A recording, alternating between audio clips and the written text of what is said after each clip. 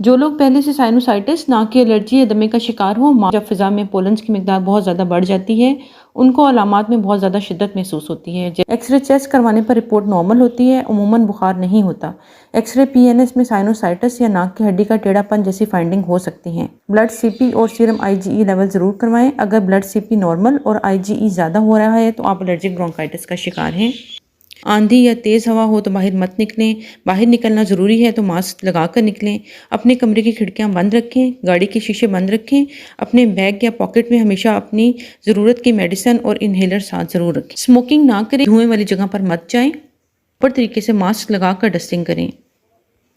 नींद पूरी करें। अपने कमरे की हवा को ह्यूमिडिफाई यानी नम रखें। पानी ज़्यादा पिए, नीम गर्म पिए यानी नमक वाले पानी से गरारे करें। जो है थ्रोट लोजेंजेस को लेटर सैशे भी इस्तेमाल किए जा सकते हैं। हॉट ड्रिंक, चाय, कॉफ़ी या यखनी, हाई प्रोटीन डाइट इस्तेमाल करें।